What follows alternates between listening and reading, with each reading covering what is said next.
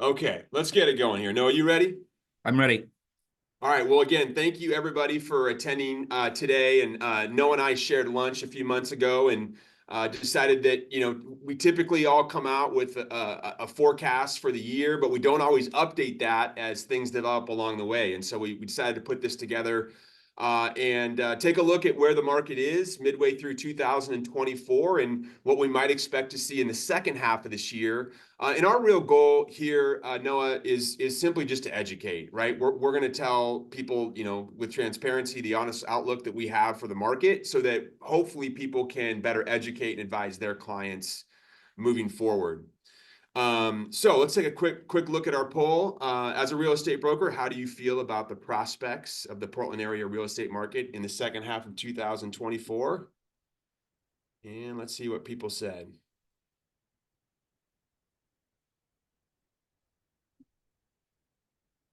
So it looks like we got about 50% people saying neutral. We've got 40% people looking optimistic and only 10% pessimistic. So Okay. We, kind we, of a we can live with smattering. that. We can live with We can live with that. I'm glad I wasn't all pessimistic. Right on. Well, again, thank you for joining. My name is Evan Swanson, and I'm a local mortgage loan officer here with Guild Mortgage. And I am honored today to be with Noah Blanton. For those of you who have not heard Noah speak before, Noah, you are truly one of the brightest and wisest minds in our marketplace. And you're a guy that I call and lean on to learn. So we appreciate you joining us. We have a lot of content here today. And so a quick look at my team, but let's go ahead and dive in because we got about 90 minutes and we got a lot of slides that you and I have started. So let's start off and start talking about the market. And let's look at home sales and prices in the Portland. Well, I guess this is the national area. So let's start with this slide. And there's two things that stick out to me about the real estate market here. Number one, I didn't realize until you provided this slide that the average annual home sales mark was that over 5 million homes a year. But the second thing that sticks out to me about this is just the volatility, right? I mean, the dispersion between the average is quite high. And for those of us that are in the real estate market, we know this, right? It's either, it seems to be boom or bust. So Noah, what do you see in the slide, and where do you think we are at in this real estate cycle? Well, a couple things about this slide, and I would want everyone to look at and take away from this slide sort of the mirror image of these two cycles.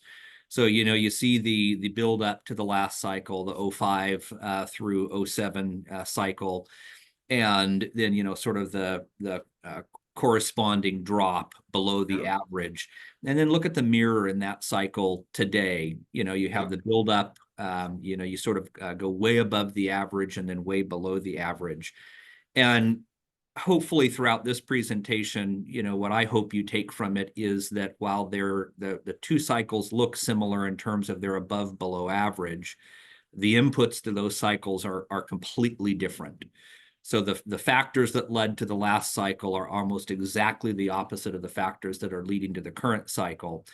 And then I would ask you also to look at the length of time, where we're above average in the last cycle, and the length of time we're below average in the last cycle.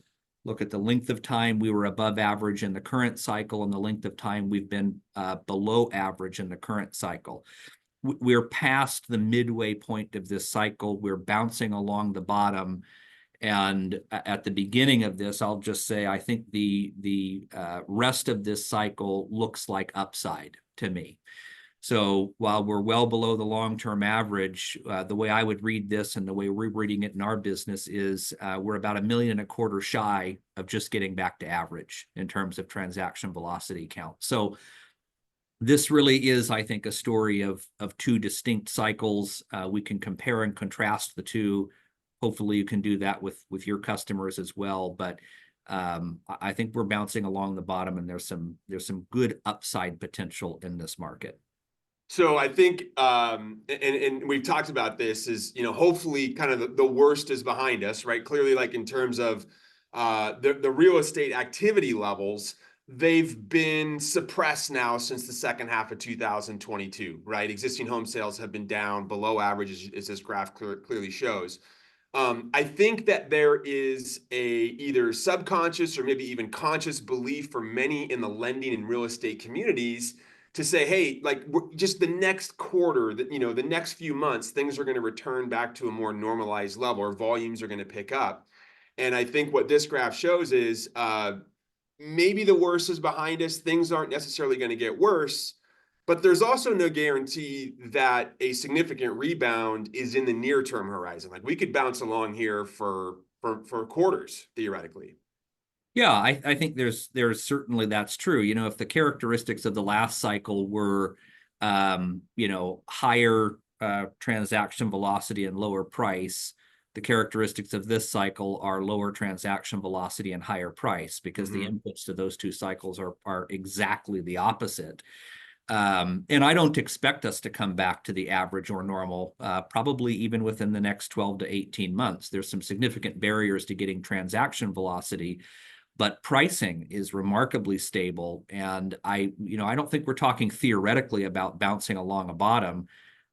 We can very clearly point to a top and bottom of this cycle now, and unless things, significantly devolve from where they're at, we kind of know where that's at. If you think back to the last cycle, we had a tough time convincing people in 2009 and 10 that we were midway or past the cycle, and yet we were. So I think it's sometimes a forest for the trees type of a thing in this scenario, and hopefully, I know we've got some other slides that kind of illustrate that later in this presentation. But from my perspective, we're always looking for a bottom.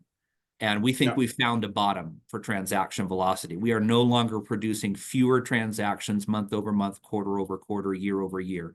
This is a very positive sign, and something that we look for as a marker to a bottom of a market.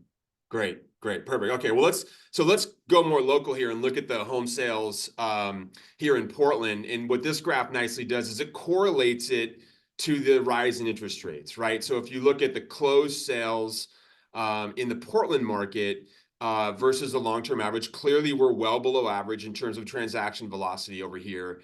But that almost perfectly correlates to the sharp increase in mortgage rates, which took place in really the second half of 2022, when rates crept over 5% and eventually got to nearly 8%. And you can see the trends literally right here. October 2022 is when it really started to dip below that average and got really low.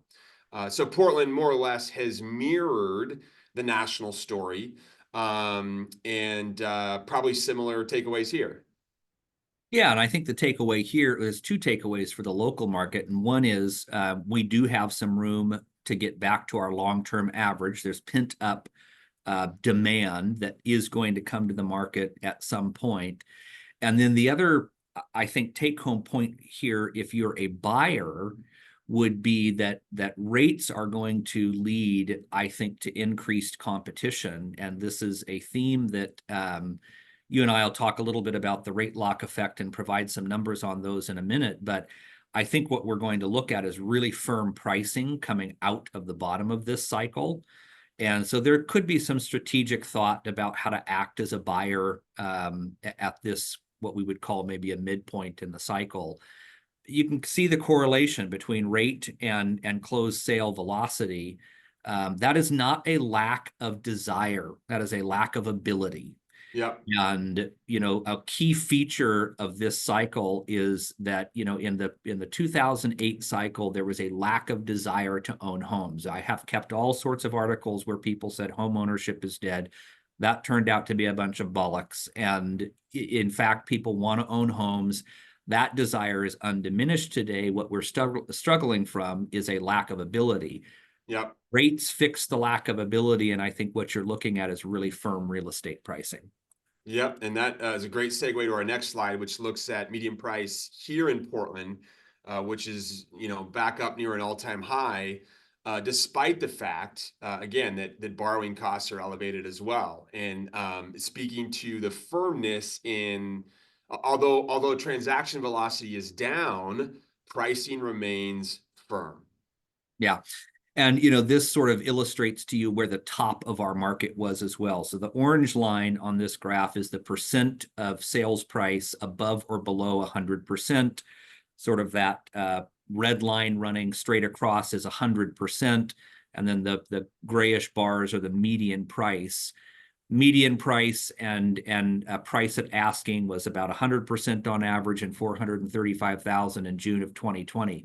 The peak of our market was April of 2022, April, May of 22 in terms of pricing competition.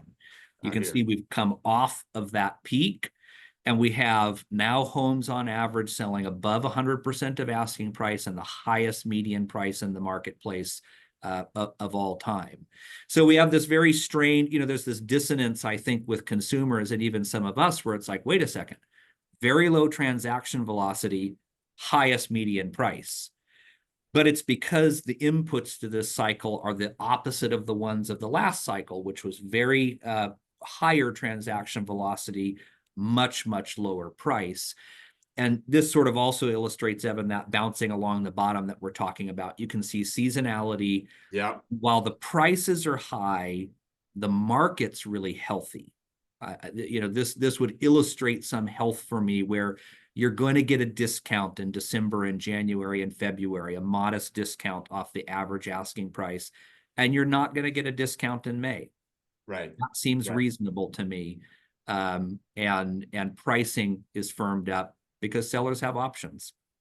Yeah, and I think this next slide kind of helps also show that the stability of the interest rate environment matters, meaning that I think our clients have more or less accepted, or at least grown used to, this rate environment. And so what this graph does with the red line here is track interest rates. And we all know, again, 2022, they're around 3%. And by end of 2023, end of that year, we were up around 7%.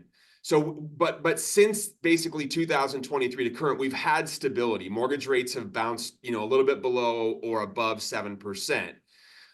If you look at the year-over-year home price appreciation for Portland, which is this blue line, you can see that as soon as mortgage rates began to increase, home price appreciation began to drop. Now, again, this doesn't mean home prices were falling. It means that the pace of price increase was falling.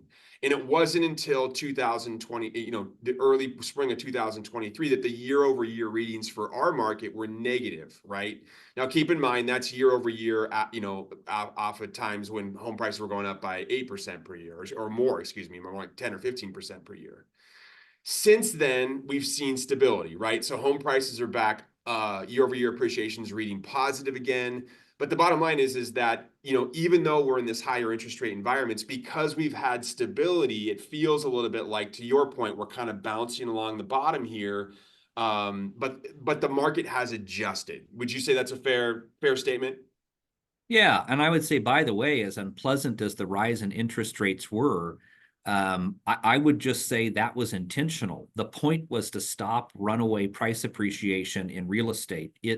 It was a problem, and it presents a problem for us still today, in the same way that the price of anything else that rose to a peak and has not fallen and is now appreciating from its high level. I mean, we can sort of use the illustration of eggs. They haven't become less expensive. They've just stopped appreciating at the same rate they were after their elevated prices. So this was unpleasant, but what I would say is probably really necessary to stop a runaway market. I know we'll talk more about that and the Fed's influence on rates, but I think that this has produced some stability, as unpleasant as maybe the initial rise in rates has been. Yeah, absolutely. And so, I mean, one of the biggest themes in the housing market right now is this rate lockdown effect, right? And this is absolutely impacting both sides, both supply and demand. And this past spring, there was actually some economists with the Federal Housing Finance Agency that released a paper, and anecdotally, I think we all know this, but what I found interesting about this was that they actually went in and empirically measured the impact of the rate lockdown effect. And so one of the findings, and we're going to go through a few of them here, was that for every percentage point that the market mortgage rate exceeds the origination interest rate, meaning the rate that a homeowner currently has, the probability of a sale decreases by 18%. So again, in October of 2023, when national averages were 8%, and many homeowners had rates at 3%. That's a 5% delta, meaning those people, it was highly unlikely that, a strong disincentive for them to sell. And one of the graphs I loved in this study is we are really in an unprecedented time. And what this shows is the percentage of existing homeowners with mortgages and the delta between their interest rate and the available market. So really up until 2020, if you look at this, what this means is that for most of the last 20 years, existing homeowners were within a point or a point and a half of what the going market was, either higher or lower. And then once everybody refinanced in 20 and 21 and interest rates took off, now a majority of the market has interest rates that are 3% or more below the market rate. We have not seen that or anything remotely close to that in history. And so we are really, truly in unprecedented times. And of course, Oregon, no different. 82% of homeowners here in Oregon have rates below 5, and roughly 63% have rates below 4. And so as these interest rates hover, economically, it just doesn't make a lot of sense for people to transact. And this is a slide that you provided, Noah, that looks at this as well. And I love this slide after you explained it to me. But basically what this one shows is the loan amounts, average loan amounts that borrowers took to buy homes in these years, and the corresponding principal and interest payment. And you were the one that pointed this out to me, and I love this. But look at this. In 2020, you could see that the average principal and interest payment for taking out a mortgage went down because of really low interest rates, yet people were borrowing more money. So, hey, you can get that bigger, better house, and it's going to cost you less per month than you were paying before, which obviously explains why the market was in such a frenzy. Yeah, it's interesting because during that period of time, we briefly inverted the price competition to where homes above the median were selling at higher than asking prices than homes below the median, because we pushed a bunch of borrowers into different purchasing power categories. And it really drove a lot of price appreciation. And I know we have all become familiar with the term rate lock effect. But to Evan's point, I think we cannot probably overstate the importance and the long-term impact of rate lock effect on our market. This is not a short-term 2-year phenomenon. This is a 7 to 10 year large cycle phenomenon, in much the same way that 6 million foreclosures and hundreds of thousands of resetting loans pushing payments up was a long-term market phenomenon in the last cycle. And so I don't think we should look for conditions to change from a pricing perspective anytime soon. Never before have we had a group of borrowers that now have such a strong disincentive to come to the market, and a consolation prize if they do not come to the market, which is a very low rate. And I would just add that, I think our home ownership rate is 62% in this country. And I would just point out, from an inflation and consumption perspective, 62% of homeowners have locked in their largest monthly cost at a very, very low rate. It's probably why we've weathered inflation as consumers in such a strong way. If you have not locked that in, it's a lot more difficult because the cost of housing continues to go up. But a huge chunk of the consuming public has locked in and hedged against inflation with a mortgage in a way that we've never seen before. That is not going to be a short-term phenomenon. GDP that was just released this morning, I think, tends to support that. Consumption remains strong in the second quarter. And everybody says, how in the hell is the consumer continuing to consume? Well, they got a $2,800 a month mortgage payment and a 3% loan. They have the ability to continue to consume. This is just not a short-term phenomenon, and I think we need to illustrate that to the buying and selling public as well. Don't wait for something short-term here. This is kind of a longer-term cycle. Right. Now, the impact of that, of course, will depend on where the current mortgage rates are, right? I mean, Yeah. to that previous slide, if you're talking 18.1% less likely for every point difference, well, if rates are, 5.5% versus 7, then probabilities, go down and you're going to unlock some buyers. But to your point, there is going to be a certain segment that is just not going to sell unless they absolutely have to, because they're so comfortable and in their current situation. So I think the interesting thing about I think had we polled real estate and lending professionals at in 2022 and said, hey, I'm going to give you a glimpse into the future. Mortgage rates are going to go from 3 to 7%. How's the market going to react? And I think many of us would have immediately thought about the demand side, the demand curve. Well, if rates go up, that's going to limit purchasing power. Demand is going to fall. I know for me, speaking of myself, I totally underestimated the impact that would have on the supply side of the equation, right? This lock-in effect where I didn't realize just how binding that would be in terms of people staying in their existing home. But the listings data clearly shows this. I mean, if you look at new listings by month, going back over the past few years, you can see literally it was August of 2022 where we had pretty steady listings numbers for the number of years leading up to that, including pre-pandemic. And then all of a sudden that thing just fell below. And you can see the last 2 years, this green and black line have also been below average as well. And so I don't know about you, Noah, but I think, again, I underestimated just what an impact this would have. Yeah, I was looking into becoming a Grubhub driver when when we went to 8.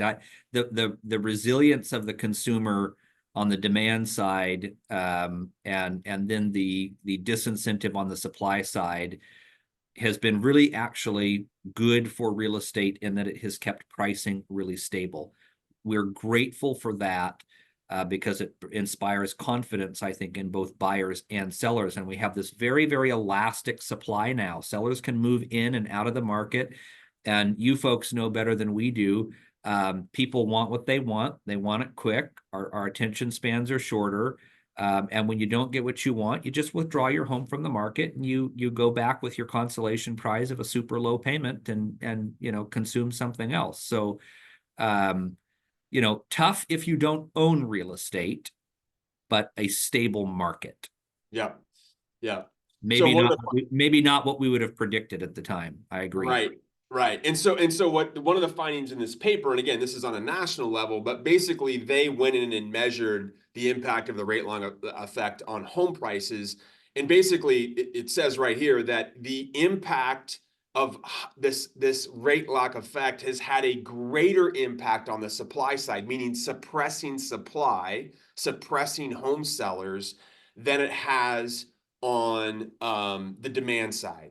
So in other words, even though demand has softened, it has not softened by as much as home sellers have suppressed them selling their house. And therefore, that is why home prices have remained high. Now, I think what's an interesting question, and I'm certainly not suggesting this, Noah, but if mortgage rates increase rapidly and that suppressed supply more than it suppressed demand, then can we ask the question that if mortgage rates were to sharply move lower, and let's just say we wake up a year from now and rates are, 4.5% to 5%, which, by the way, neither you or I are suggesting will happen, but if it did for any reason, could we actually see a scenario where supply floods the market and prices remain stable because now you have more, the supply side of the equation has been impacted more than demand? But I'm not suggesting that's the case, but I think it's an interesting question.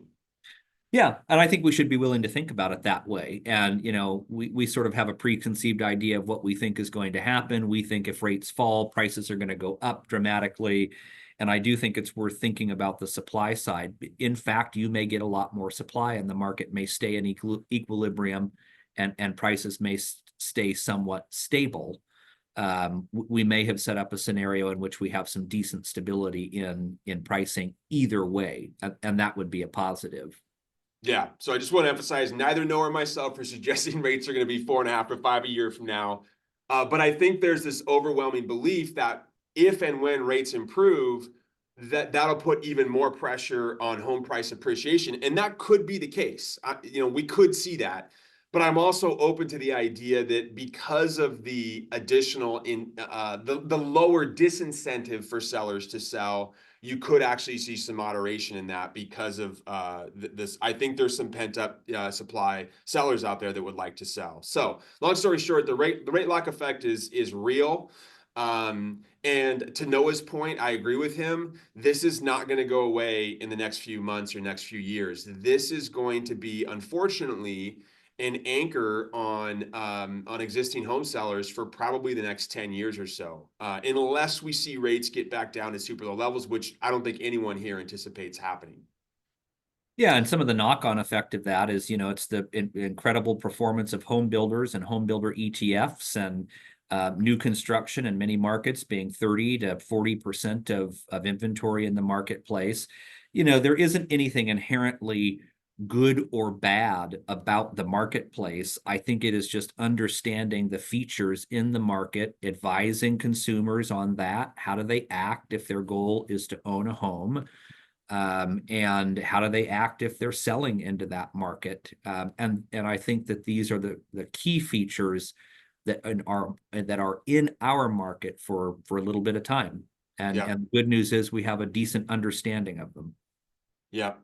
So before we move on to other things, there's one signal in the market right now that I am super interested in, and I wanted to bring it to everyone's attention because I think this is an important tidbit to share with sellers, but I'm sharing it with buyers right now, and that is the percent of homes that have had to decrease their prices in order to sell. Right now in the Portland metro area, it's about 41%. And you can see in the last few years, that's a level that is not, we've seen it before, right? But the point is that at 41%, this is the highest level we've seen in a July going back, 2016 and before.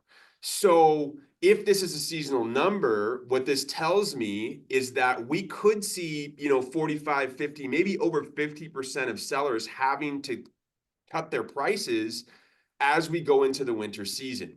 So this number is ahead of trend for being July 2000, July in the seasonal market. And I'm very curious to track this and see where this heads into the winter. And I know for me, what I'm telling my buyers is hey, this may be a signal that the market is becoming more balanced. And in some cases, you're going to be able to potentially negotiate concessions. Let's talk about the best way to do that. Is it a price reduction? Is it, negotiating a 2-1 buy down? How is that best going to serve you? But no, any thoughts as you look at this and what this means from a seasonal perspective? Only that I think seasonally we've been compressing the selling season for a little bit of time, and everything from our perspective moved earlier this year. We saw buyers move into the market with a bit more urgency, probably 60 days before we normally would. And we are seeing certainly, I think, a little bit of decrease in volume a little bit sooner than we thought. But I think it sort of fits into the compressing of the selling season that really has been ongoing for a decade now. And we may have seen that with some additional urgency this year, given the fact that I think people wanted to move into the market when it met their needs and then get out of it quickly. I guess we'll see how the rest of the year develops. Yeah. But I would not look at this as a bad thing either. A little bit of price pressure at the highest overall median prices on record is probably not a bad thing for our market. Yeah, and that's great perspective, right? We're talking about price decreases, and the median home price is still at all-time high. So it's not like sellers are cutting value away at large chunks here. All right, let's move on to housing supply, because as we look ahead in terms of trying to figure out what's going to happen with pricing, what's going to happen with velocity. Obviously, the amount of homes on the market available is an important component. And here's a look at permits. And I think one of the things I think about this really is just to go back and look at the 2008 and 2012 time frame where we're building virtually no housing, and that was the setup. Even though we've been building at a pretty healthy clip the last few years, we got a gigantic backlog. Yeah, totally agree. And I would say if you look at this is housing by unit, not by type. I think we'll look at by type next, but this is the total number of housing units. This is interesting because it speaks to just raw need for housing. Next slide is probably more interesting because it talks about type of product. And this is sort of the way the cycle goes. If you look at single family residential is the orange line, the grayish blue line or bar there is multifamily residential, and then the red line is the percent of the total housing units that are multifamily residential. We put a lot of multifamily residential into our marketplace coming out of the pandemic, or rather the recession, because we needed housing and it was what we could bring to the market quickly. At one point, we were putting well over half of all housing was multifamily. Multifamily now is at 22%. That's a low going back to 2009 year to date. And we're back to putting pretty significant numbers of single family residential into our marketplace. In fact, I would say last year, and by the time we're done with this year, on an annualized basis, we have enough supply of new construction. This is the nature of construction, because these things don't come to the market in 3 months. It takes years of planning to time them into the market. So multifamily overbuilt, you saw rents fall, that's fine. Multifamily is now going to underbuild. You're going to see rents rise. In fact, that's already happening, and you see new projects coming to the market. If you look at the last cycle, prices fell, new construction underbuilt, prices rise. New construction, I promise you, will overbuild. It's just the nature of the business. They will not overbuild in the same way that they did in the last cycle, because they are too cautious for that. And I think the financing partners will not allow for it. But this is also a very, very typical sign of a housing cycle that looks very, very normal. You underbuild in one category, you overbuild in another, and that supply side component never exactly perfectly times the market. Yeah, yeah. I mean, in the 2000 teens, 2013 to 2020-ish, the Portland skyline was dotted with cranes everywhere, building high-rise apartments. Here in 2024, that's all but stopped. Now, this is, there's a high correlation here between apartment development and financing costs, right? I mean, the deals don't pencil right now. And if you talk to developers, they're saying, there's nothing out there to do, because there's no feasibility. When cap rates are less than financing rates, it's hard to justify. Yep. But to your point, this is a cycle. But this probably means that in the next, 1, 2, 3, 4 years, we will likely see some pressure on the rental side, right? Rents rising because of limited supply. Which I guess for us anyways, maybe not great news for the inflation data, although we can argue whether the inflation data gets that right. But what that means is that if rents do go up, then the relative benefit of home ownership looks more attractive. Yeah, overall, that's true. And I think the other component here is destination capital, and our market being a destination for capital. In 2016 and 17, the Portland metro market was a top 3 destination capital market in the country. Today, I think it is 60 out of 60. So we don't have outside capital flowing into real estate in our market in the way that we did in 16, 17, also just a part of the cycle. But from a sort of forward-looking supply perspective of new supply, this looks really normal to me. And look at the cycle. You can just kind of see the cycle repeating, but in opposite ways during this cycle. It goes back to the conversation of sort of the very opposite inputs to this cycle and the Great Recession, and we should expect the opposite output as well. Yeah. Yeah. Okay, cool. Supply and demand. Noah, this is a slide you had provided, which looks a little bit at seasonality as well. But what's your takeaway on this one? So we get pretty good at predicting the supply demand after you get a couple of months under your belt. So we got long lead times of data on supply and demand. We know when properties list and when they sell as a percent of the total that are going to occur in any given year. So what you're looking at here is the first 6 months of the year are actual. So supply is the kind of orangish yellow line. That's listed properties, and demand is pending properties. That would be, kind of the correlation between the two. And the first 6 months are actual numbers. July to December are the projected numbers, and there's a formula that we use for this. There's a SAR factor that you apply, and it tells you pretty accurately what the rest of the year is going to look like, along with Fannie Mae's 30-year rate forecast is the red line in there too. So these numbers are predicated on Fannie Mae's rate forecast being, let's say, roughly accurate within a quarter of a point one way or the other. I can tell you how many listings will happen in the next 6 months and how many pending transactions will happen in the next 6 months. What it looks like is we're going to have about let's call it within 250 either way of the same number of transactions that we had last year. This is the floor of demand that I spoke to, where we are not doing year over year, month over month, quarter over quarter, fewer transactions, but we are also not doing more. Floor of demand, this is a positive for the market. But if you're planning your business and you want to think about capture and share and other things, this is a useful exercise to say, okay, I kind of have in my mind the number of transactions that are going to occur the remainder of the year. You can start to project for your own business. You know what your own implied market share means then, and kind of project out whether your activities are going to lead to the level of business you want for the remainder of the year. Right. So if you're looking at your closed volume year to date and it's similar to what it was last year, then your market share is the same. If you're ahead of last year to date, then pro rata, you've picked up some market share. Congratulations. And if you're a little bit below, that means you've given up some market share. But many of us, when we business plan, typically want to see growth. I know we certainly plan for growth this year. And the bottom line is that the market opportunity is basically going to be the same as it was last year. Is what the prediction is right now.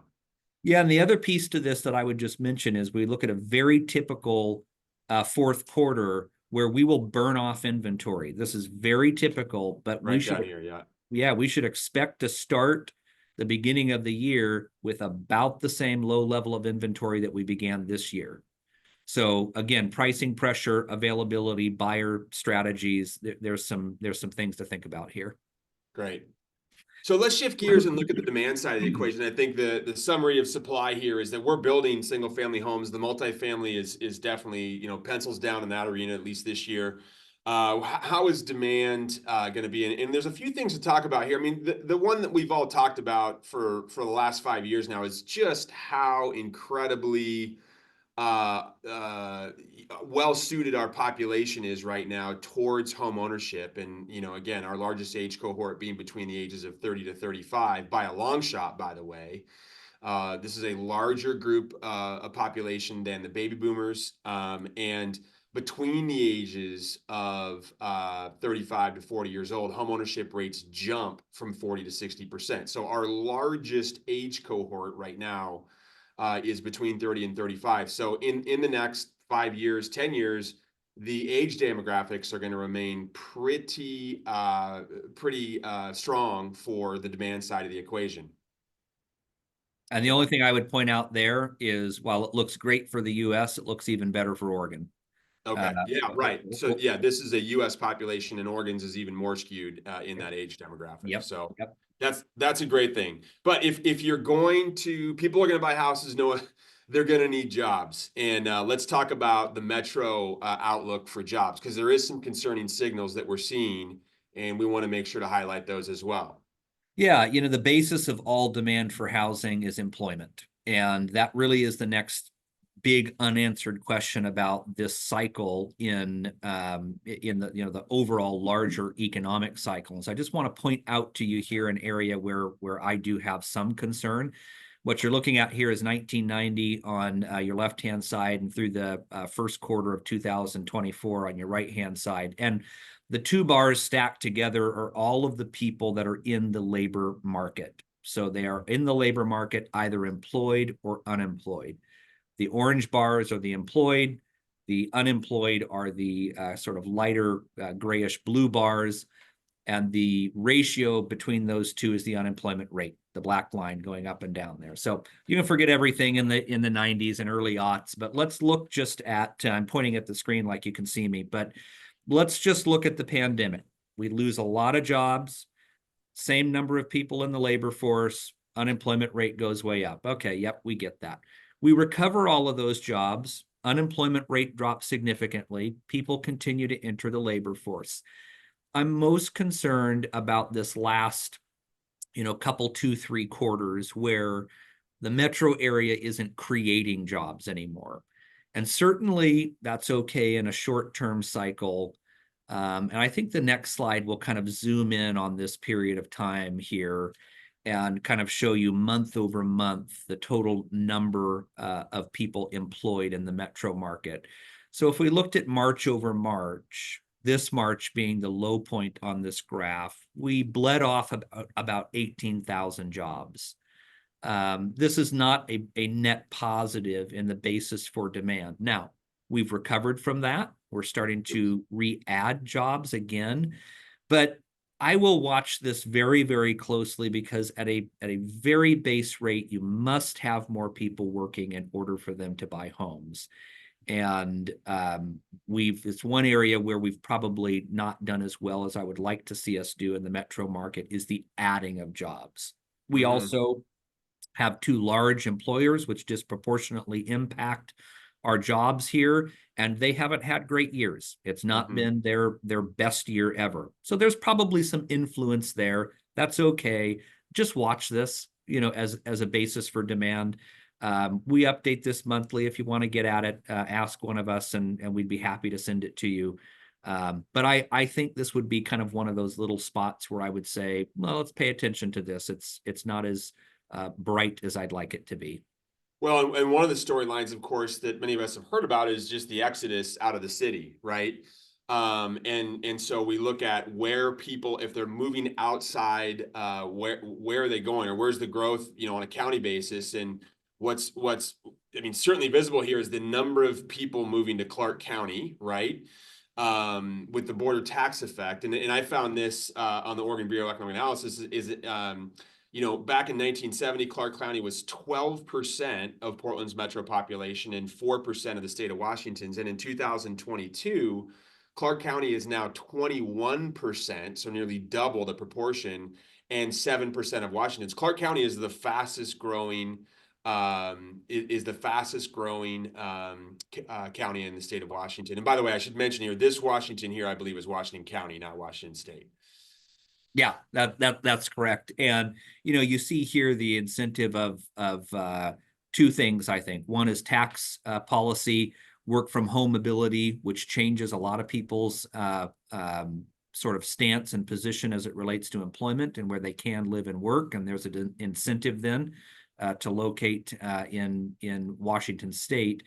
And then I think it also speaks to where there's new construction. So there is a lot more, as a percent of the available inventory, there's a lot more new construction going on in Clark County because it's where there is available land. And so those two factors coming together are probably, greatly influencing this. Right. So who's moving away? This is, I think we write about this in the paper, but also from the Oregon Bureau of Economic Analysis. Interesting to look at here. It's people have been moving to Clark County, migrating for some time. What you're finding now is that, back in 2018-19, higher income households did not migrate to Clark County, but now you're really seeing that, right? So the border tax effect, where of course lack of income tax in the state of Washington versus Oregon, you look at Multnomah County has layered on some additional taxes, especially for high income earners. And now you're starting to see that migration. And to your point, Noah, the pandemic made it clear that people can work from home, and many companies are shifting to a remote model. And you can choose where you want to work and where you want to receive your paycheck. And certainly that's market incentives at play.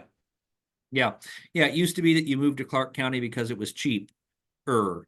Now you move there because there's a tax advantage. This illustrates that perfectly. And I also think it illustrates how we really need to be nimble in our thinking and approach to the marketplace, and to the consumer's view and approach to the marketplace as well, and how their view may have changed dramatically.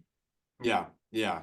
You know, one thing, I was having a conversation with a realtor last week that does a lot of business in Multnomah County, and you know, I mean, I don't, not suggesting we're there yet, but I intend on, in the next couple of weeks, I'm going to do a tax analysis, because I think what we're finding is, you know, there is a lot of migration out of Multnomah County and into Washington County, into Clackamas County, into Clark County. And when you look at the migration out of Multnomah County into Clackamas or Washington County, there are some taxes you avoid, but, like, you know, the Metro Housing Bond is metro wide. You're not escaping that one. And what I'm finding is that, you know, there is now a premium in some of these marketplaces relative to Multnomah County. In other words, if you try to take the same house and put it in Washington or Clackamas County versus Multnomah, the home in Multnomah County is selling for less. I don't think anybody has actually sat down to do the math at certain income levels, what that delta is in terms of tax liability. But one of the things I'm going to start tracking, and if you follow me on social media, because I think I'll be doing some posts around it, at some point, I believe Multnomah County is going to become undervalued. In other words, people aren't actually sitting down to measure what their tax liability differences are. They just going, oh, I don't know, I'm just going to move to Clackamas County.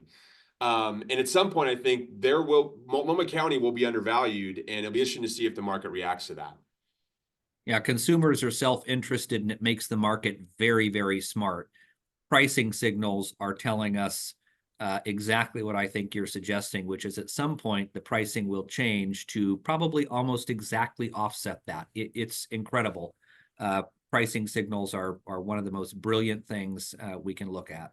Well, I'm even suggesting, I think that pendulum's going to go beyond that. I think I do too. so. Yeah, I do too. Yeah, because where's opportunity? right. Opportunity will appear in Multnomah County, no question about it. The opportunity in Clark County was 3 years ago. Yeah. Yeah. Okay. So, huge theme second half this year as you're planning your business. It's a presidential election year, if you haven't noticed. And you know, it feels like, obviously there's a lot of uncertainty in the world right now, both domestically and internationally. I want to remind you, like, this is no different. If you go back and look through the last few presidential election cycles, there have always been major storylines that are offering some level of uncertainty. Back in 2008, it was, you know, the financial crisis and housing recession. 2012 was a major fiscal cliff, which seems to happen every year now. Brexit, global pandemic, and here we are, you know, in 2024, where, you know, we've got a you know, potential candidate change and all sorts of things going on. Uncertainty is no stranger to presidential election years. And many of us, you know, are aware of the impact that starting around October, November, people tend to become a little bit more idle. And the data supports this. If you look at home sale numbers in a presidential election year, that seasonal drop off definitely is just a little bit sharper, right? So I mean, already October, November, December, you see a seasonal slowdown in transaction velocity in the housing market.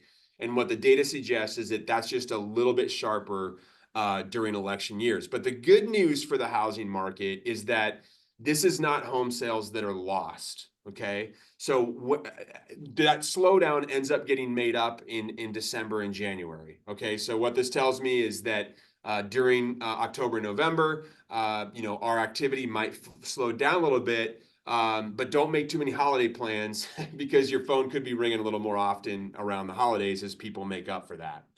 The good news, and you know, Noah, this is, you know, causation, correlation, we can debate this, but if you look at how the housing market has reacted after presidential election years, the news is good. Home sales have increased in 9 of the last 11 years following presidential elections.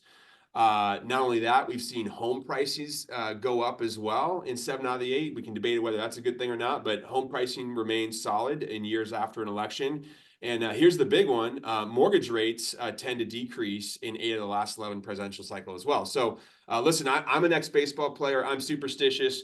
Whether or not the election actually directly contributes to lower interest rates or more transaction velocity or home prices, not going to have that debate now, but it's a pattern and I'll take it, Noah. Yeah, you didn't tell me we were going to talk about politics at all, so I think I should keep my mouth shut. But 50% of the people in November are going to wake up giddy. 50% are going to wake up unhappy. That eventually, works itself out over time. I think that there is modest impact. We have become somewhat numb to really, really shocking headlines. And I think you even see that in the market.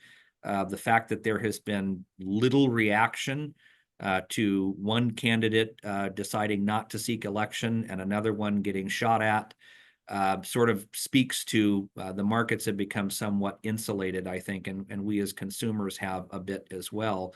This will be an interesting cycle. And I think probably the more interesting piece will be the impact on rates from policy and the expectation of the market after that. Consumers, we'll have our emotional response one way or the other, and then we tend to move on. We want what we want. And if we wanted a home, we're going to get one either way. Right. Well, let's talk about that, because one of the things that I believe has been notably absent from, any of the presidential candidates thus far is any attention paid to our budget deficit. And the reality is that we are spending money like there's no tomorrow. And this does have impact on interest rates available to home buyers. So, Noah, what do you see here? Well, I think what you're going to see is an increasing tension between monetary and fiscal policy, and the impact is on rates and whether or not we're going to see rates decline materially from the point they're at now. And our leaders speak out of both sides of their mouth, and I think it is unfortunate. But if you look at this is deficit spending, so how much more we're spending than how much we're taking in. The two red lines are the pandemic years, where we added over $3 trillion in deficit spending, meaning we've had to borrow this money. But, everyone likes to blame COVID, and it certainly is to blame. But look at the trajectory before COVID and after. The pattern was already well established that we like to spend money we don't have. And deficits are simply deferred taxes with interest. That's all they are. And so I think, we will get a reaction based on whoever comes out on top of the election based on policy. But the policy as regards to deficit spending is about the same. Both of them will deficit spend. And the impact on rates is not a positive one. So I think, we've got this pull between monetary and fiscal policy that has yet to really be resolved. Right. And I think I read an article recently that if you look at government spending as a percentage of GDP, we're basically spending right now on a level of wartime, like major wars. Even if if you were to remove these two red lines here and compare this to the bailouts, right? I mean, in 2008, 9, 10, the federal government was bailing out Goldman Sachs. They were making huge infusions of cash into the economy to keep the economy moving forward. And guys, we're spending more than that now. Even pandemic's over, we are spending more money than that now. The deficits are larger. And to Noah's point, this is part of why the Fed has had to leave short-term interest rates higher for longer, is because this is a push and pull. Higher interest rates tends to slow down the economy, but this is fiscal stimulus. Greater government spending is pushing money into the economy, which is allowing consumers to continue to spend. And that's part of the reason why interest rates have stayed higher for longer. And to Noah's point here, this money is borrowed, right? So in order for the U.S. to spend more than we have to issue treasuries, and the total federal debt continues to increase.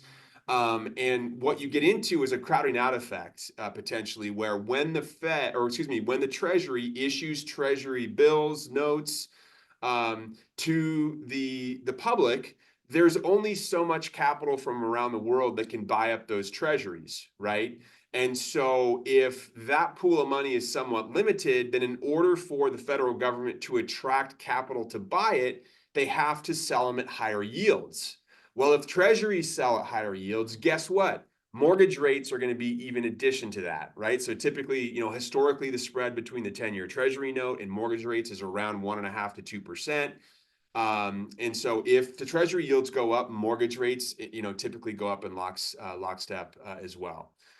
So bottom line here, Noah, is if we continue to spend and issue debt, bottom line is it's going to mean higher interest rates. And I think for the second half of this year, and I'm not going to go into one party or the other, and I'm not going to get into that debate, but here's what I'm going to say.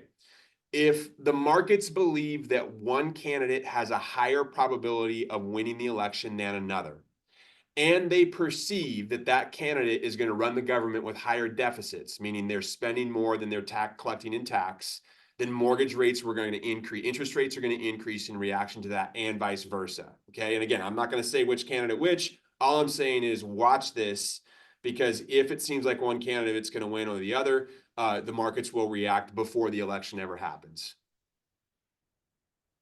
All right. One other quick note that isn't going to affect necessarily interest rates, but keep in mind, guys, here in Portland, there's going to be a lot of confusion this election cycle for our local residents. The city of Portland has a new, a form of government, and we're electing additional commissioners under ranked choice voting. So maybe y'all don't remember, but we approved ranked choice voting a few years back. Multnomah County also has a few commissioner seats that are up for election. They also have ranked choice voting. And guess what? Their formula is slightly different than the city of Portland. So if you live in the city of Portland and in Multnomah County, you're going to get two ballots you've never seen before, and it's probably going to be a little bit confusing. So all I'm going to say is this, is expect that these first few election cycles with this new form of government and this new form of voting to be a little bit bumpy at a time when maybe our local government doesn't need it, but that's a side note. So, all right, let's get on to mortgage rates or interest rates generally. We've talked about a little bit of it. And of course, the big news in the second half of 2024 is the Fed is expected to start cutting rates, right? So they started to increase short-term interest rates rapidly in the beginning of 2022. The last rate hike they made was October of 2023. The current federal funds rate is around 5.5%. They meet next week, Noah. They're not going to cut rates there. I think we both agree there. But right now, anyways, according to the way the derivatives markets are trading, there's basically a 100% chance that they're going to cut rates to 5.25 at that meeting. And Noah, do you agree with that? And any thoughts around that? I am going to be a major contrarian and say I do not believe they will cut rates at the September meeting. Okay. I'm sorry this is recorded because it'll be remembered, but I think the GDP number at 2.8 kind of speaks to that, and I personally think that rates have not really been that restrictive with the government's spending and stimulus that continues to be pushed into the market. We have consumption that continues to rise quarter over quarter and month over month, and GDP that has now risen substantially from the first to the second quarter.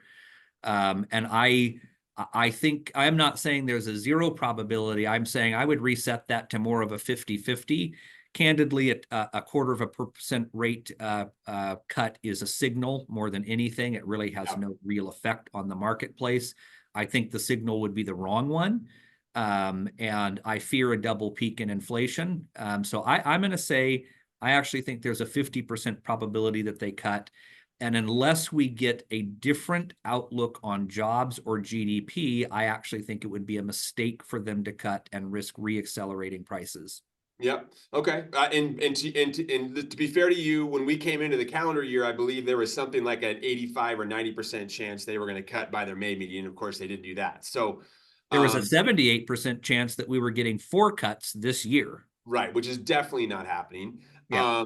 And so, yeah, so we'll see. But the point is that it appears the rate hikes are over. There's your good news as to when the Fed starts cutting. And to your point, Noah, it's more psychological than it is, in terms of actually objectively and pragmatically impacting the marketplace. So let's talk about the Fed. Where are they at right now in their dual mandate? And for those of you who don't remember your economics class from high school, the Fed's job is duly focused on employment, and generally speaking, full employment is defined as having an unemployment rate of between 3.5% and 4%.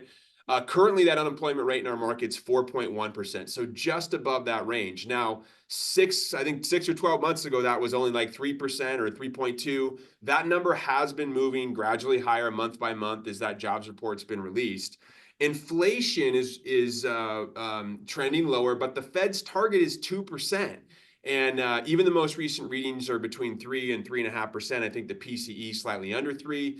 But the bottom line is that inflation, this red line here, came down pretty significantly from 2022 into the spring of last year. But since then, this kind of last mile, this marathon to go from 3 to 2, we haven't made a lot of progress here. Yeah, And and the Fed rarely reaches the 2% target and sticks with it for very long. 2004 was the last time prior to COVID, and 1999 was the time before that. So, getting to actual 2 is probably not the real goal, but if we could get to 2.5 or 2.4 or 2.2, that would probably be okay.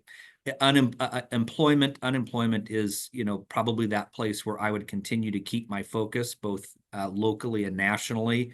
That will be sort of the canary in the coal mine as to whether or not we would see inflation coming down. Because regardless of government stimulus, if people can't consume, or if they're concerned about consumption, that has probably a larger effect on the CPI. And so let's look at both these, because the reality is the jobs market is softening, but the reality is we're still creating jobs here, right? I mean, the job prints have been positive, and the month over month numbers have been noisy. We've had a couple weak months, really 1 weak month in 2024. Last October and November week, but it seems like we'll go a couple months of weak reports, and all of a sudden we get that third month, and boom, it shoots higher. So to kind of quiet that noise, I've calculated the quarterly numbers here, and this most recent 3 months is the weakest job growth we've had in some time. The point is that where the Fed is right now is the reason they're watching the labor market is the labor market is still very, very tight. So this shows the number of job openings, the blue line, and of course, back in following the pandemic, there was tons of job openings and not enough people to fill them. The jobs opening numbers have been coming down, but we're still over 8 million, right? Which just means that if you lose your job tomorrow, you got 8 million opportunities to replace your job. And that is even pre-pandemic a pretty high number. And this red line here measures weekly jobless claims. So how many people are filing for unemployment? That number remains very, very low as well. So although the job growth number is softening, this is far from a job loss recession because there's still tons of companies out there offering employment, and there's not that many people filing for unemployment. And this is where the Fed's caught right now is that as long as the employment market is tight, then employers have to offer higher wages to attract labor to come work for them. And if you offer higher wages, you oftentimes have to turn around and sell your goods or services for a higher price, which means higher inflation. And if prices go up, your labor requests higher wages. And their fear is this wage price spiral. And so to your point, I think they're going to be very, very cautious to start cutting rates to make sure that they feel like the labor numbers are softening. Is that the way you're seeing it, Noah? Yeah, I would totally agree with that. Yeah, so I know for me, I'm less inclined to watch the job growth number right now. I'm watching this number each week and each month to see, if we're seeing continued softening. Let's look at the inflation side of the coin, because inflation is coming down. The overall number here, shows that, inflation is coming down. PCE right now, around 3%. We get that report tomorrow. But the slide that you provide that I really, really like, I'm just going to jump to it now, is where has inflation declines come from? So Noah, I'll let you take this one. Yeah, I think it's important to strip away the headline number and really look at the health of the consumer. And the gray line here is 2%. And then the orange bars are individual categories that are inflating or deflating. And much of our tailwind on the drop in inflation has come from energy, and that I think is really a huge story. Energy for the majority of last year actually deflated month over month. But food away from home, natural gas, electricity, medical care, medical services, shelter, all of these are inflating well above the 2% level. We look at these as sort of non-optionals. Food is now inflating roughly at the 2% mark, but it's inflating from prices that went up 20 or 30%. So you still have elevated pricing. It's just the inflation has slowed, and that's a positive. But I would just say that the probably biggest one here that is concerning is shelter inflation. Whether we agree with the way the Fed calculates shelter inflation or not, it is the data they use to make decisions. And it is well above where we would like to see it. And it's a large portion of the weighted average of the CPI. So, we should be a little bit more, I think, granular in these numbers. People can't stop consuming shelter or electricity or medical care and services. And so those do have an impact on the consumer and their ability to continue to consume and stimulate the economy. So this is a monthly chart I think you should look at and kind of see where are we getting our pickup on inflation. And by the way, energy deflation is not bad. It's very positive because it leads deflation in other categories. Everything we consume uses energy. So this is a great, energy deflation is good and positive. Just this is where we get kind of stuck at that 3%. Inflation's been stuck there for about 12 months now. And you can see we've got some work to drive that out. Getting shelter inflation down into the 3 and 2% range, probably not going to happen. Well, so this is, and you implied it, but this is such an interesting debate right now in the economic circles and certainly in the housing industry is inflation where it is. And so this is a breakdown. This is back in the May report, but essentially understand that shelter is 45% of the CPI. So when you look at these different categories, these aren't these aren't treated equally, right? That what they try to do is basically say, well, what does an average U.S. household spend their money on, and let's weight those purchases accordingly in the CPI. So the shelter component is a huge part of the headline number and the core number. And so back in May, the core number had increased at 3.4%, and based on shelter increasing at 5.4%.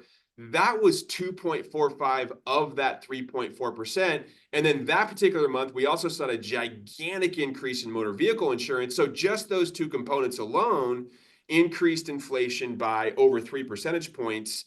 It was everything else in core only increased it by 0.21%. Now, keep in mind, core strips out food and energy, right? So long story short here is there is a debate happening, and the question is shelter components going up by 5%? Because a lot of the private indexes that measure rents show that year-over-year rents are flat. Oops, sorry about that. And if that's the case, then how are they getting a 5.4%? We're not going to get into that debate here, Noah, but bottom line is that, to your point, this is how they calculate shelter, and they have their methodology, and it's been consistent over years or decades, and they're going to stick with it. So, we'll have to see just how lagging this indicator actually is. You're getting some disassociation, I think, between shelter inflation and consumption, because remember, for 62% of Americans, shelter inflation is zero. Right. Their shelter inflation is not going up at all. Yes. They've locked in their shelter costs through a mortgage, which is a wonderful hedge against inflation, regardless of what the rate is. And so I think these numbers are somewhat misleading. I think it's why consumption stays higher than we otherwise would expect with a shelter inflation number at 5.2. Right, correct. It doesn't apply to all households. Now, what you've brought forth, which I find is super interesting, is this narrative that inflation is declining and will continue to decline. But if you look at the hedges of inflation in the investment markets, right? Markets never lie. What are these showing, Noah? Yeah, so inflation numbers, the CPI and the PCE that come out every month tell us what happened in the past. And that's helpful because we can compare it to other periods in the past. But all of you on this call can simply Google these two items and see where the market thinks inflation is going in the future. The CRB Commodities Index is composed of all of these items that you see here on your screen, and they're weighted in the way that you see below. And the Commodities Index has been going up since the beginning of the year and just took a little bit of a downturn. But this is a future look at where people using real money, spending their own money, planning for their own business, think inflation is going. You can see it go up significantly in the beginning of 2022. So it actually sort of looked at inflation a quarter or two in advance and then stayed elevated, began to go up again at the beginning of this year. There was some expectation of additional inflation. Watch these in addition to consuming rearward-looking indicators of inflation. Match that up with the forward-looking indicators. Gold, I think, is in this chart, in this slide deck as well. Gold is an inflationary hedge. So you buy gold generally to hedge against inflation. Warren Buffett also thinks a mortgage is a great way to hedge against inflation. Nothing has illustrated that better than this cycle. A 3% mortgage and 8% inflation. You have hedged beautifully. Everyone should want a mortgage.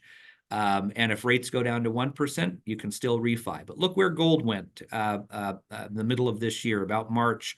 Gold took a massive leap as a hedge against future inflation and has stayed elevated at all-time price highs. These two signals have to be resolved. So falling PCE and falling CPI have to be resolved with forward-looking indicators of inflation. 10-year treasuries are also forward-looking indicators of inflation. They're experiencing resistance at the 4.25 mark. There's a reason for that. And I'm not suggesting, I actually am suggesting that there's a likelihood that we get a double peak in inflation. This would not be unusual. We get it often. But I am also suggesting that perhaps beating out that last 30% of inflation from 3 to 2% is going to be, maybe a little harder than we think. The implication for me is to not have this expectation that rates are going to 5.5%. If they do, hallelujah, that's great. I suppose we would all be happy about that. It'll come with its own set of challenges. But I really think you're going to see them get stuck until the Fed begins to take quantitative easing action in the market again. And they will at some point.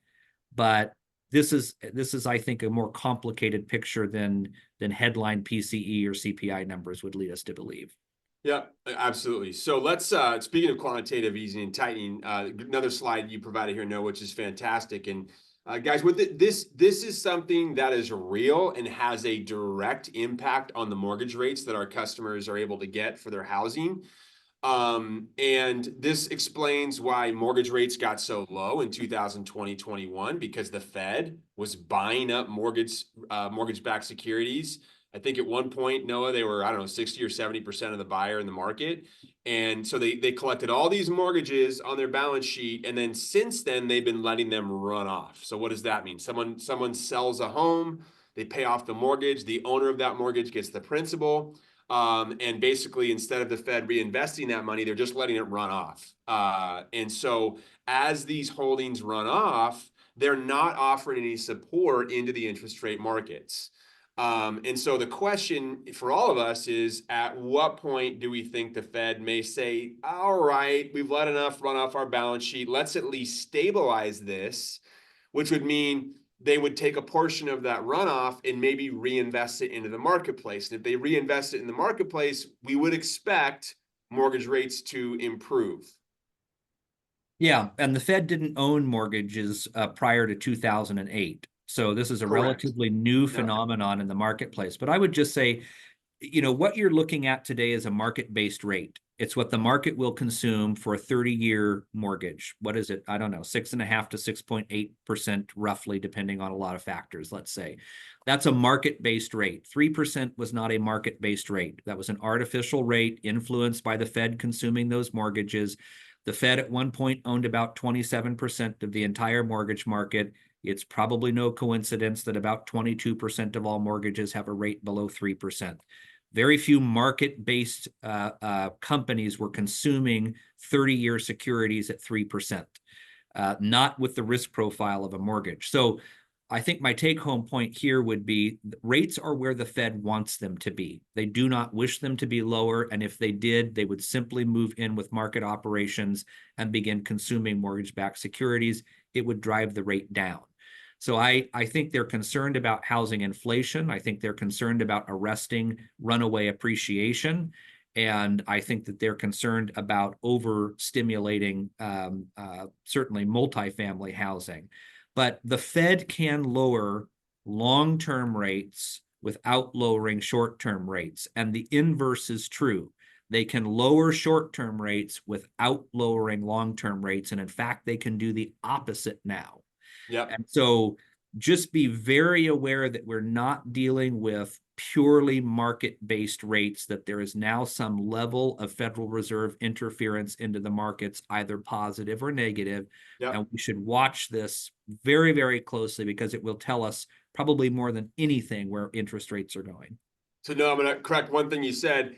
There was at least one market participant buying 3% mortgages. They were Silicon Valley Bank, and that didn't work out too well for him. Fair point. Yeah. Fair point. So, I mean, here's the thing. I am going to bring up patterns. So if we look back through history and we relate the pattern of the federal funds rate, the blue line here, short-term interest rates with mortgage rates. Okay. Go back 40 years, the Fed has taken us through 4 completed rate hike cycles. And you can see at the top here, I've highlighted this in the green boxes. This is where they've paused. So we don't know when the Fed's going to cut rates, but it seems highly probable they're paused at this point and they're not likely to start hiking interest rates. On average, when the Fed has paused over the course of the next 1, 2, 3, sometimes 4 or 5 years, peak to trough, mortgage rates improve by 3 percentage points. Now, at this particular stage of the game, mortgage rates are about 1.25 points better than the peaks we saw in October of 2023. So if we continue to see improvement on inflation, and there's a question mark there, then we would expect to see mortgage rates improve probably by another 1 to maybe 2.5% over the next few years. So that would mean maybe we get into the 5.5% range at some point. But what we don't know is if October 2023 was the peak, because to Noah's point, there is some data out there that shows that when major economies have hyperinflationary periods, or at least significantly strong inflation periods, that those economies more often than not double peak in terms of inflation. And so that is an important thing that we're going to be watching. If we see inflation begin to accelerate again, mortgage rates are going to go back up. I hate to say that, but that is definitely something that we'll be monitoring. Anything to add to that, Noah? No, just that I love this chart. This is one of my favorite charts in the whole deck. Cool. Right on. Right on. All right. So let's wrap it up here. We'll see if we can take a few questions. But Noah, you want to leave the audience with your kind of key takeaways as we head into the second half of this year? Yeah, my key takeaways as I began this conversation are that the impacts of this cycle are basically the opposite of the 2008-2011 recession on housing. The inputs are nearly the opposite. We have very low fixed rates for a large portion of the home owning public. The opposite was true in 2008-11. We had a large percentage that had variable rate mortgages with very toxic terms that did not provide sellers or owners with options. We're seeing the impact of that opposite inputs in our marketplace today. Very stable pricing, low velocity. It's a positive for the housing market and pricing. I think housing supply is still lagging demand, although we kind of working through that where there's a better equilibrium. Foreclosures are not a near-term threat. We will see them a long time in the future if they are a threat. And I just think the inputs to this cycle make them not even a conversation in this housing cycle. I think housing prices are going to firm up. I think we see that highest median price of all time in June. And I think the bottom of this cycle is probably 6 to 9 months in our rear view mirror. I would call that the halfway point of the bottom of the cycle. We're bouncing along a bottom. I think the U-turn comes spring of next year. And I think that there's really good data to support that. And I think higher mortgage rates, and I mean higher, and by that, my sort of take on mortgage rates is they're probably going to stick in the 6% range for the next 12 to 18 months. I do think they'll eventually work back into the 5% range, but I don't think that's next year. Yeah, yeah. And for me, I think I do think we're going to see a pent up supply of sellers that want to sell, that are waiting for those rates to drop. So again, as that rate lock effect reverses, I don't think rates need to get back down to 3% or 4% to motivate people. But now that people have seen 8%, if rates get down to that 5% range, we're gonna see a sudden pent up activity from sellers coming to market. Now, having said that, I agree with Noah. I wish I could tell you rates will get into the fives in 2024. I just don't see it happening. I think we're probably 6.5% or above. I think another takeaway is make sure that our customers are curious about the market. They're curious about how this election seasonality is going to play into their decisions to stay put or sell or buy. Educate yourself. Use some of these slides and help educate your clients as to how the seasonal factors are going to impact the market in the next 6 months. And then again, I said it, follow me on social media. I am super curious when we get to a point when Multnomah County will be undervalued. I'm going to begin a tracker. I'm going to begin a tracker, and I'm going to start measuring it. And we're going to see it's going to happen. So with that, thank you so much for attending. I think we're right around 11:30 here, and we do have some time for questions. So if you have any questions that you want to ask either Noah or myself, then you can put them in the Q&A. I think everything there is taken care of. We will be sending out slides later on, and then if you have any other questions, you can also put them in the chat. So I'll wait a second here and see if any pop in.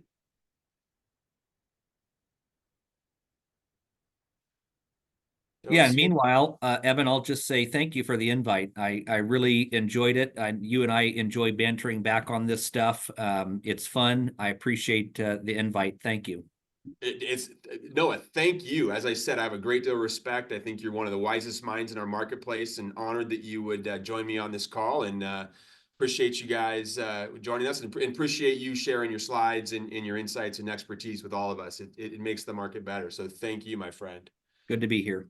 Right on. Well, I think with that, we'll go ahead and wrap it up. Thank you so much for attending this mid-year summit, and we'll go from there. Have a great one, Noah. All right, you too. Bye, everybody. Bye-bye.